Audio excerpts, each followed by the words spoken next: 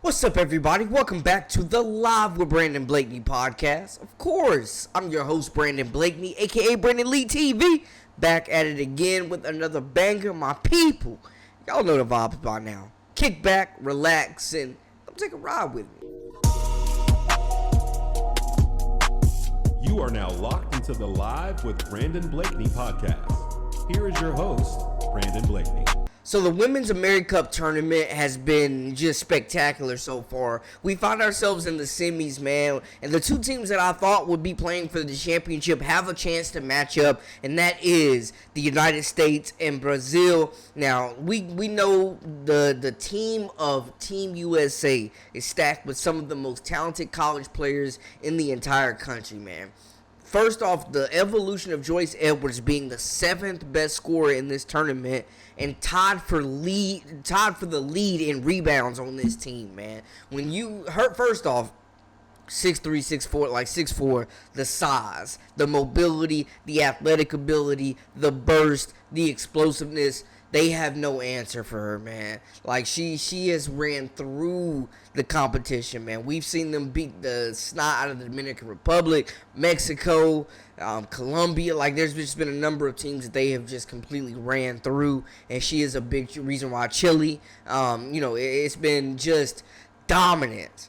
Pure dominance. And what I love that we're seeing from Joyce is her finishing around the rim more confidently. Yeah, she's bigger. The opposition is a lot smaller than what she's going against. It will be a real test if she has to go against Kamilla Cardoso. But seeing what she's doing as far as moving without the basketball, cutting to the basket, freeing herself, getting herself open, commanding the basketball, and finishing. We're seeing her use the three-point shot. The three-point range has been coming along. The assist, her handling the basketball on the perimeter. We know that she could bring the ball up the court, initiate the offense, attack off the dribble, make things very uncomfortable for defenses. She's tenacious on the rebounds, man. Like, her second jump is impeccable. The quickness and the explosiveness that she uses to get off the floor is impeccable. And it's just looking like she's ready to take that next step into superstardom and really lead South Carolina next year.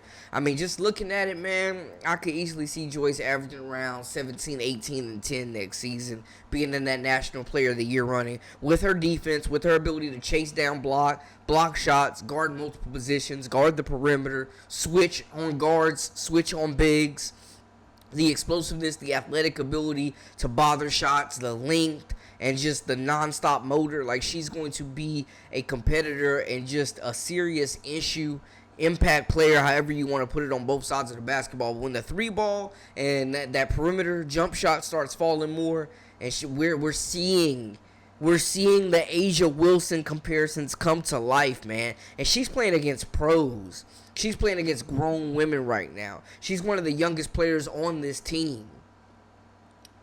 And she's out there putting in work, starting games, being the focal point of this offense.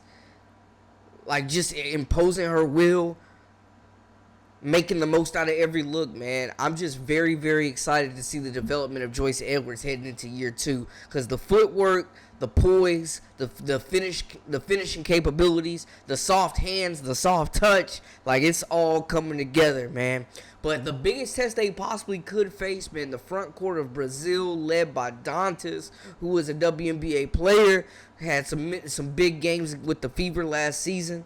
Then you also got Kamilla Cardoso, who is in her bag in year 2, and she's right now making a case to be the MVP of this whole tournament. Cardoso leads the tournament in efficiency at 21.5. She has Brazil off to a perfect start that has helped extend their Americup winning streak to more than 12 games. She's averaging 11.8 points per game, 9 rebounds, and a tournament best 2.3 blocks. Look, I'm going to just say it straight up. 6'7" is a whole lot to deal with. 6'7" is a whole lot to deal with out there. And I think that time playing international basketball, building up her confidence, getting those reps, has strongly contributed to her strong start to the WNBA season. She hops on Team Brazil because we know she's going to rep her country no matter what. And she has been putting up dominant numbers. 6'7" is a whole lot to deal with down there in that paint, y'all. The post-up game, her ability to finish through contact, use her length, use her size, keep the basketball basketball high.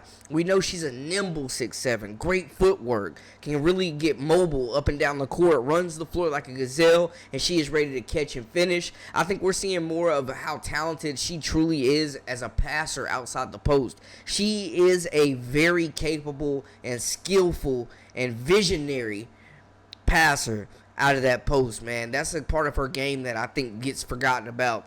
But they're running this offense through her. She's got Dantas out there hitting threes. Like, they've got a young Isla McDowell, another Gamecock that is picking up major knowledge and experience with this team, playing against pros, going along for this ride that I think is going to help her development in the with South Carolina as well, headed to her freshman season. But the Brazil national team, man, I'm telling you right now, they are going to be the biggest challenge for Team USA. I think they get through their semifinal matchup, and we see them. I think USA beats Canada, led by Cheyenne Day-Wilson and Edgem. I think they get through their respective matchups, and this is the championship. Joyce Edwards, Kamilla, Cardoso is going to feed families, man. When you talk about just the development of Joyce Edwards, she's a pro. She wants to be a pro. She's striving to be a pro. She's a future pro, I'll say. She's going up against a legitimate pro, potentially, if they both get to the championship, man. And I want to see what she does against a Kamilla Cardoso to measure up where she is, man.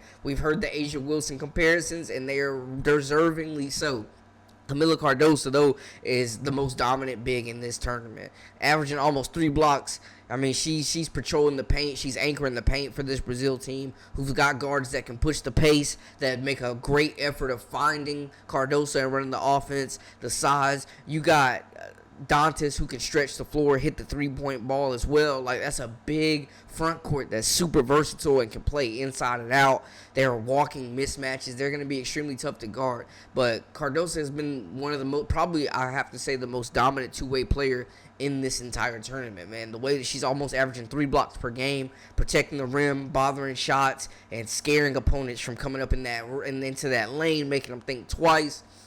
Her scoring ability, her rebounding ability, her ability to pass the basketball and initiate offense for others. You got Dantas out there. Like, it's been a lot of I mean, Angelica Velasquez also almost had she had a big game. Like, it's a lot of talented college players that are having big games throughout this tournament. We'll make another video to kind of highlight them. But I tell y'all what, man, the future, the current, and the past South Carolina Gamecocks have their handprints all over this tournament, and we will continue to keep y'all updated on top performers and just, you know, different aspects of this tournament that I can continue to bring y'all news on, because it has been a fun one, and we will definitely get you caught up if you're just now joining. That is a wrap for us. For all the latest and the greatest, make sure you hit that subscribe button, comment, like, share, all that good stuff. Join our memberships. We got exclusive content daily, weekly, whenever you need it.